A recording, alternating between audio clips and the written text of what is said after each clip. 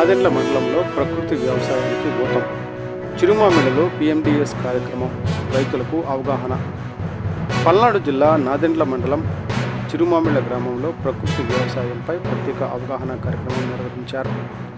జిల్లా ప్రకృతి వ్యవసాయ ప్రాజెక్టు మేనేజర్ కె అమలకుమారి ఆధ్వర్యం ఈ కార్యక్రమం జరిగింది.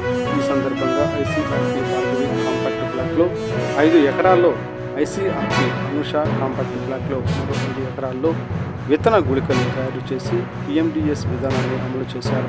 రైతులకు పిఎండిఎస్ విధానం ప్రయోజనాలపై వివరంగా అవగాహన కల్పించారు. డిపిఎంకే అమలకుమారి మాట్లాడుతూ భావితరాలకు ప్రకృతి వ్యవసాయం ఒక రక్షణ కవచం లాంటిదని తెలిపారు. పిఎండిఎస్ విధానం ద్వారా భూమిలో జీవ వైవిధ్యం పెరిగి నేల సారవంతం అవుతుందని చెప్పారు. ఎల్నినో వంటి వాతావరణ మార్పుల ప్రభావాన్ని తట్టుకునే సామర్థ్యం ఈ విధానానికి ఉందని వివరించారు. మండలంలోని రైతులందరూ పిఎండిఎస్ కిట్లను వినియోగించి ప్రకృతి వ్యవసాయాన్ని విస్తృతంగా చేపట్టాలని పిలుపునిచ్చారు. రైతుల్లో విప్లవాత్మక మార్పు రావాల్సిన అవసరం ఉందన్నారు. వానపాములు, సూక్ష్మజీవులు భూమికి నిజమైన మిత్రులని పేర్కొన్నారు. పిఎండిఎస్ అమలుతో సూక్ష్మ జీవులు అభివృద్ధి జరిగి నేల ఆరోగ్యం మెరుగుపడుతుందని తెలిపారు. అలాగే ఈ విధానం ద్వారా నీటి వినియోగం, సాగు ఖర్చులు తగ్గి రైతులకు అధిక లాభాలు వస్తాయని చెప్పారు.